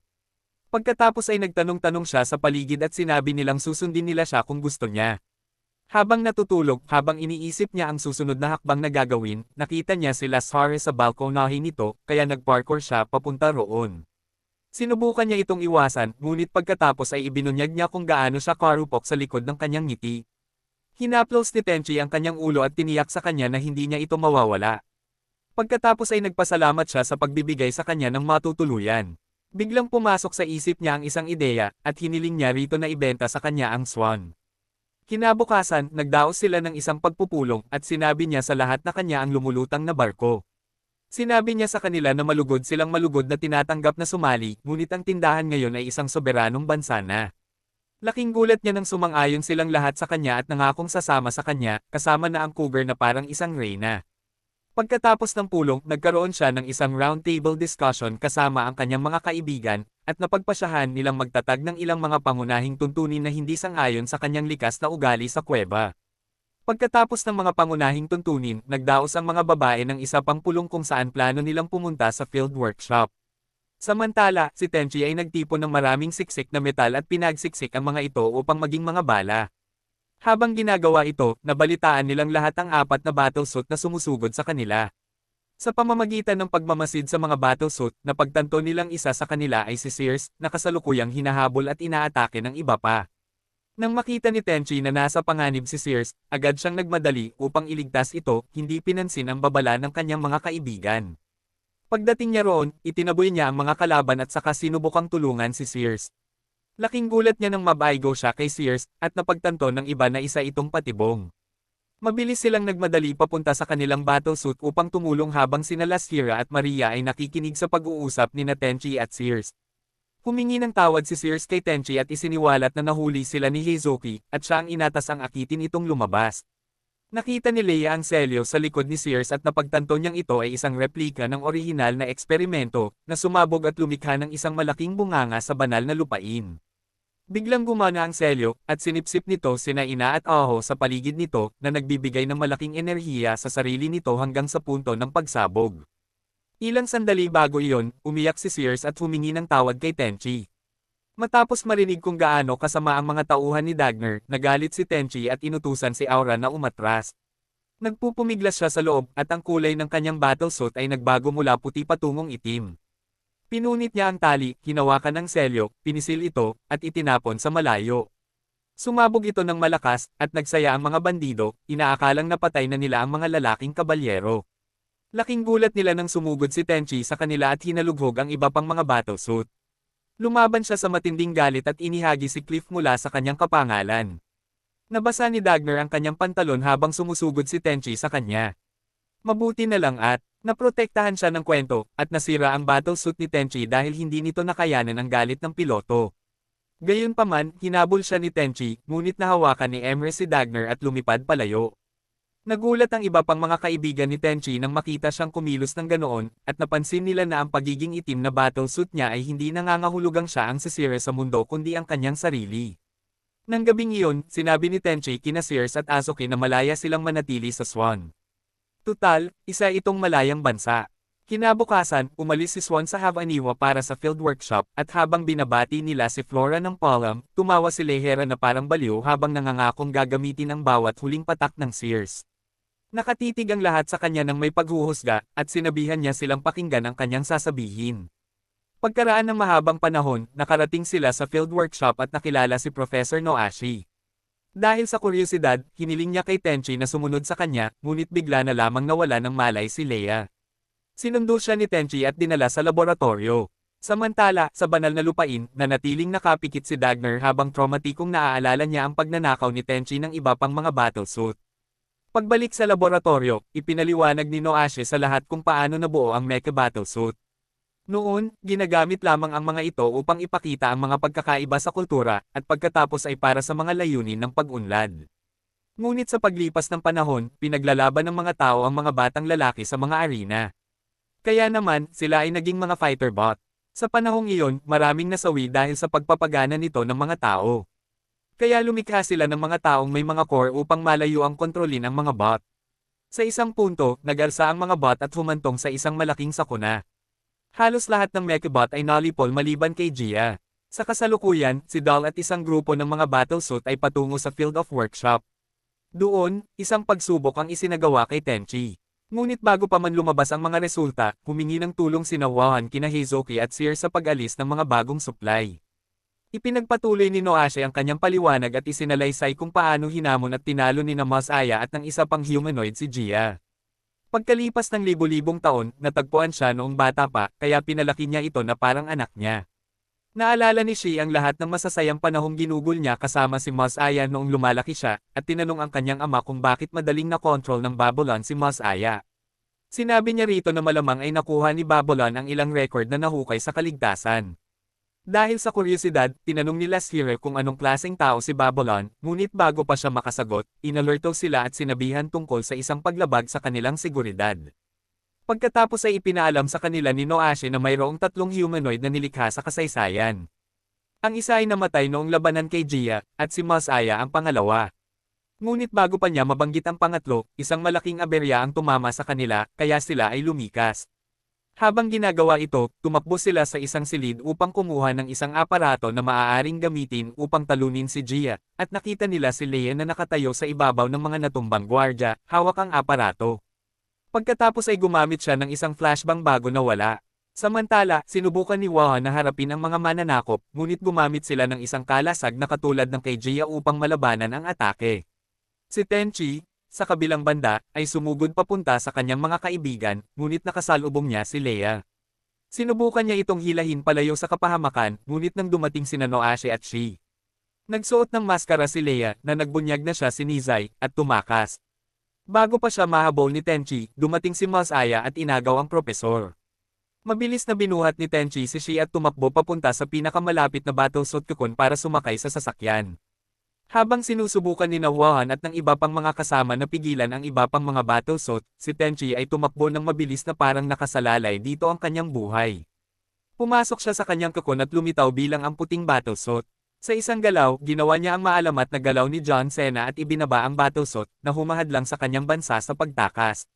Nang maging maayos ang daan, dali-dali silang lumabas sa lupa, ngunit sa kasamaang palad para sa kanila, dalawang battlesuit ang gumiba sa isang malaking tipak ng lupa upang durugan ang Cisne. Habang binababad ng mga batang babae ang kanilang mga balakang, hinawakan ni Tenchi ang bato at pinipiga ito upang maging mga pellet. Ikinarga niya ito sa kanyang baril at pinaputok sa mga battlesuit. Laking gulat nila nang mapunit nito ang kanilang mga kalasag, kaya tumakbo sila para iligtas ang kanilang buhay. Sa banal na lupain, pinangunahan nila ng mga bandido sa mga puka na kasama nila habang si Dagmir ay nakayuko sa kanyang kama. Binalaan ni Emere si Yulite na ayos lang kailan na magpatuloy, ngunit wala itong pakialam. Sa Cisne, naglakad-lakad si Shi, hindi maalala na nabihag ang kanyang ama. Lohikal na sinabi sa kanya ni Lasera na hindi maaaring sakta ni Mos Aya si Noashi. Nagdaos sila ng isang pagpupulong at isiniwalat ni Wahan na ang kinuha ni Nizai ay ang core crystal data at ang formatting apparatus. Ito ay isang aparato na gagamitin upang wakasan ang mga artificial na tao, kaya wala nang matitira para kumokontrol kay Jia. Agad na tumanggi si Shi na gamitin nila ang ganitong taktika, ngunit nagbigay ng realidad si Lasera, na ipinaalala sa kanya kung paano kinailangan ng dalawang artificial na tao upang mapabagsak si Jia noon. Naniniwala siyang hindi makakatulong ang kasalukuyang antas ni Tenchi para manalo sila laban kay Jia. Biglang sumulpot sina Maria at Yakine at ibinalita ang kanilang pagkabigong gawing pinagkukunan ng enerhiya ang mga nakakompress na pellet. Sinabi nila kay Wahan na masyadong matigas ang mga pellet at hindi kayang kalmutin. Nang marinig niya ang mga ito, nakaisip siya ng isang napakagandang ideya, kaya sinabi niya ito sa kanila. Sumang-ayon sila na kailangang gumawa si Tenchi ng isang nakakompress na armas, ngunit kailangan nila ang mga hilaw na materyales para gumana ito. Iminungkahi ni Aura na i-compress nila si Swan, ngunit hinaramgan ni Tenchi ang kanyang bansa.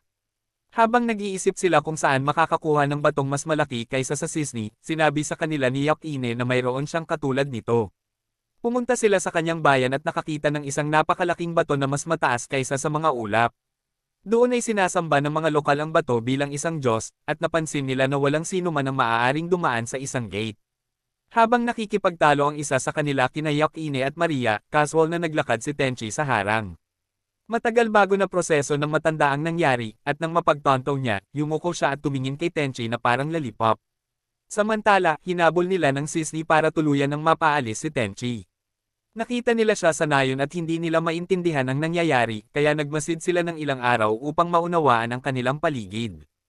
Habang tumatagal, nakita nila si Tenchi na sinusubukang idiin ang higanting bato at nalaman nila mula kay Yulite na plano ni Tenchi na kontrahin ang kalasag ni Jia. Pagkatapos ay nagpasya sila na ang pinakamagandang oras para hampasin si Tenchi at ang kanyang mga tauhan ay kapag sila ay mahina, kaya pinanood sila ng mga bandido na nahihirapan sa kanilang layunin. Sa puntong nahihirapan ang pinakamalakas na mandirigma na pigilan ang bato, habang pinipiga ito ni Tenchi, inatake sila ni Lan at ng kanyang mga puwersa.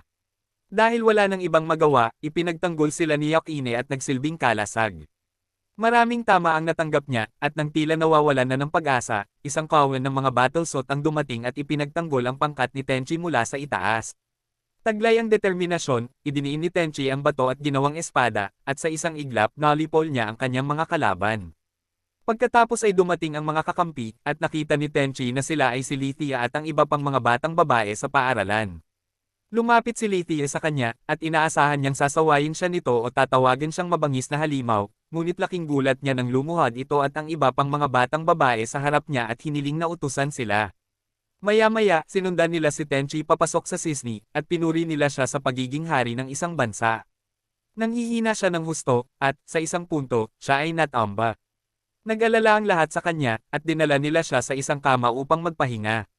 Nakita nilang may lagnat siya at naniniwala silang epekto iyon ng malaking batong pinagsiksikan niya ang sarili.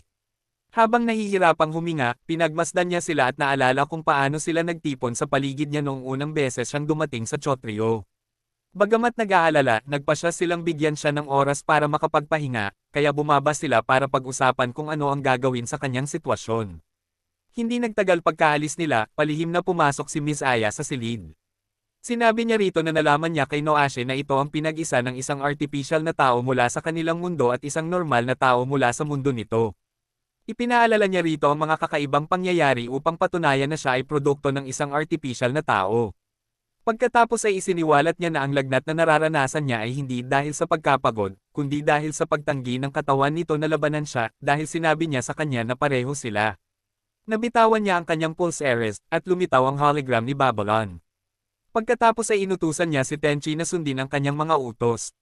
Agad na nakaramdam si Tenchi ng matinding sakit habang lumilitaw ang mga sel sa paligid ng kanyang katawan. Lingid sa kaalaman ng mga babae, iniisip nila kung dapat ba silang lumaban nang wala si Tenchi. Hindi siya taga kanilang mundo, at hindi niya responsibilidad na ipaglaban sila. Biglang lumitaw ang hari ng Sharivan at Reyna ng Havinoa at tinawag si Tenchi bilang kanilang biyenan. Sa kabilang banda, ang kanilang dapat sanang biyenan ay lumaban para sa kanyang buhay habang sinusubukan niyang labanan ang utos, ngunit sinabi sa kanya ng Babylon na walang saysay ito. Gayunpaman, iginiit ni Tenchi na mayroon siyang testamento, at hindi siya isang manika.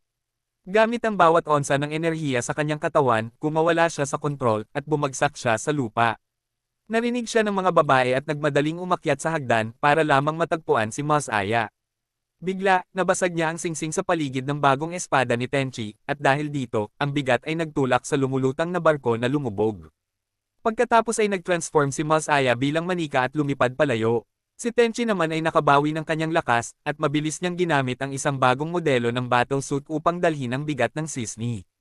Namangha ang mga babae sa kanyang lakas, habang si Babylon ay sumumpa na wawasakin siya gamit si Gyu kapag nagising ito, kinabukasan. Habang ang iba ay naghahandang labanan ng Babylonia upang mabawi ang banal na lupain, tumigil si Dagnir sa pag-arte na parang isang babae at naghanda para sa digmaan. Nagabang din ang mga bandido at inihanda ang kanilang mga patibong, at sa ibang lugar, nagising ang nakakatakot na si Sekishi. Nang gabing iyon, nagkampo ang mga bandido ng gabing iyon, naghihintay upang tambangan si Tenchi at ang kanyang mga kakampi, na papunta na sa banal na lupain. Nagdududa ang mga miyembro ng grupo kung talagang makakalusot ang grupo ni Tenchi sa rutang iyon, ngunit naniniwala ang iba na magagawa nila ito noong una. Inisip nila kung sapat na ba sila para harapin ang Sisni, ngunit naalala nila na gumagamit sila ng isang kuta, at mayroon silang mga replika ng anti-shield ni Gia bilang kanilang kalamangan. Hindi lang iyon, plano rin nilang gamitin ang Ina Vacuum na hindi kayang tapatan ng mga battlesuit, hindi pa rin sapat ang kumbinsido dahil sa trauma na natamo nila mula kay Tenchi. Isa sa kanila ang nagtanong kung paano nila siya planong ilabas, tutal, pwede naman siyang lumipat sa labas ng draft. Tiniyak sa kanila na kailangan lang nila siyang pigilan para tuluyang gumaling si Gia. Kung magagawa nila iyon, sa kanila natatamo ang tagumpay. Bigla niyang napansin na dumating na ang kanilang mga kaaway sa kuta, kaya naghanda sila para sa labanan. Sinimulan ng mga kakampi ni Tenchi ang pag-atake, ngunit ginamit ng masasamang puwersa ang kuta para sa kanilang kalamangan.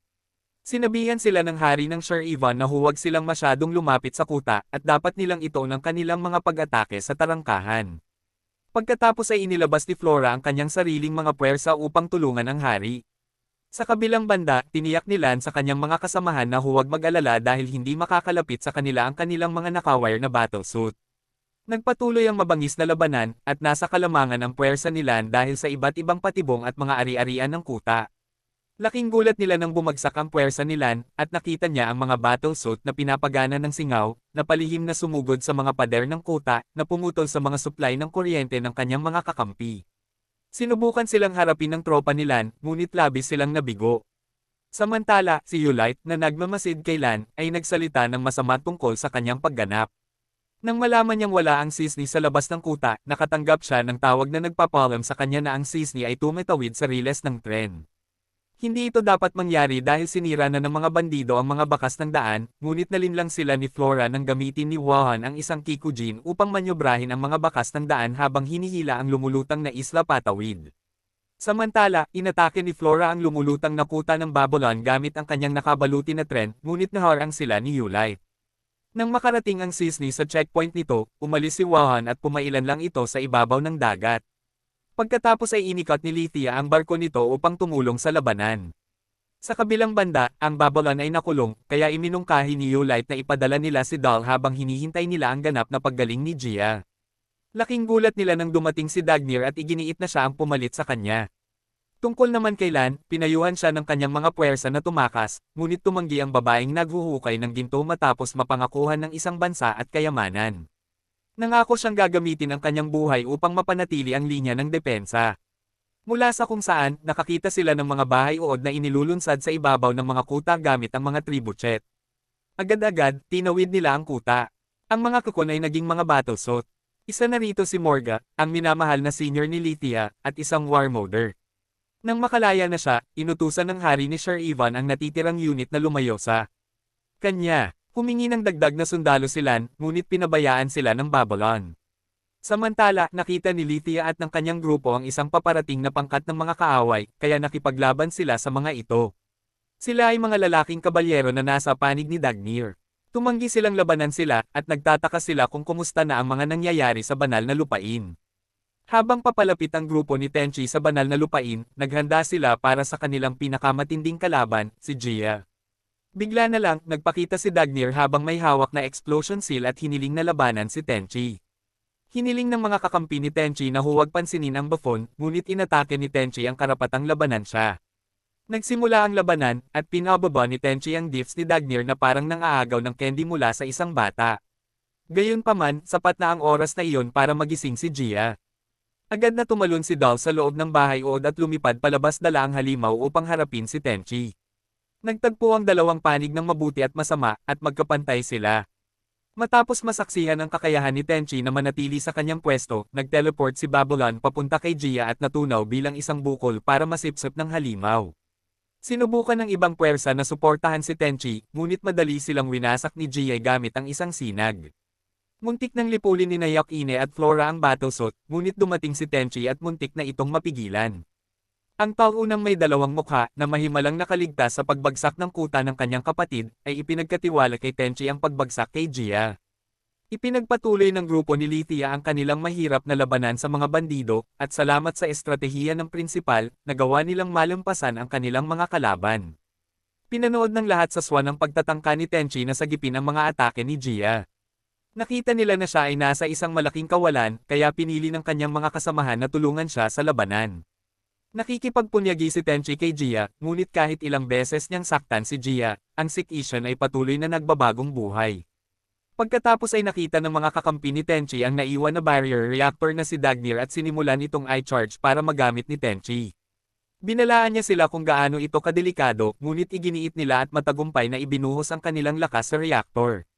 Nang umabot ito sa 100%, umilo ang reactor, kaya mabilis itong kinuha ni Tenchi at pinaputok kay Gia. Ang pagsabog ay lumikha ng isang malaking bunganga, ngunit nakabawi si Gia at tumawa na parang isang pangkaraniwang kontrabida. Nawala ng pag-asa ang lahat maliban kay Tenchi, at muli niyang sinugod si Gia, ngunit narinig niya ang paghingi ng tulong ni Dal. Agad na may kung anong bumangon sa kanyang kalooban. At sa di inaasahang pagkakataon, nawala ng bisa ang Gia Restoration at hindi na niya kayang atakehin si Tenchi dahil sa kontrol ni Dal. Pagkatapos ay pinatalsik ni Tenchi ang liwanag ng araw mula kay Gia, at nang mabasag ang kanyang sandata, isang malaking sinag ang sumilay mula rito.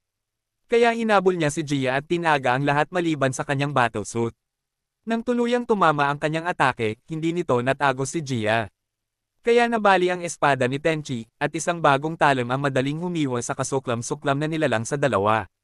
Ang resulta ay ikinagulat hindi lamang ng kanyang mga kakampi, kundi pati na rin ng mga manunood na napagtanto kung saan nakuha ng isa sa tatlong malalaking tao ang salaysay. Iniligtas ni Tenchi si Masaya, at tinanong niya ito kung gusto niya ng motherlode nito o gusto niyang kilitiin nito ang atsara nito habang isang manika. Sa kasamaang palad, naputol ang kanilang kasiyahan at gumapang patungo kay Yulite, hinihingi ang kanyang katawan. Itinutok ng nakababatang kapatid ang baril at pinaputukan ang kanilang kalaban. Para bang hindi pa sapat ang mga twist sa takbo ng kwento, si Yulite ay nag-transform bilang si Rhea, na siyang si Nizai. Sinubukan ni Babala na isagawa ang kanyang paghihiganti, ngunit napakahina niya kaya hindi na kailangan ng palasong pilak para matamba siya. Sa halip, nahulog siya mula sa mga rehas at nagmukhang putik. Habang pumanaw si Nizai, nagpasalamat siya kay Tenchi sa pagtulong sa kanya na mabuhay ng matagal salamat sa tsaa. Ilang sandali pa, nagtipon-tipon ang lahat ng mga kababaihan at sinubukang patunayan kung bakit sila ang nararapat na asawa ng bayani ng araw na iyon. Pagkatapos ay napagpasyahan nila na ang unang makahuli sa kanya ang siyang magiging asawa niya. Agad nila siyang hinabol, ngunit tumakbo ito ng napakalalim sa kagubatan. Samantala, natagpuan ni Dagner ang hiyas mula sa bangkay ng kanyang ama, at nang pulutin niya ito ay hiniwa nito ang kanyang kamay at nagliwanag. Lingid sa kanyang kaalaman, palihim na lumapit si Lan sa kanya upang kitlin ang kanyang buhay. Sa paniniwalang sa ganoong paraan, makakakuha siya ng mga kayamanan. Mabuti na lang at sa wakas ay nakamit na ni Amera ang nararapat na karangalan sa pamamagitan ng pagganti kay Lan sa palagi niyang pang-iinsulto at pagtatangkang bantayan ang kanyang amo. Dito na nagtatapos ang video ngayon.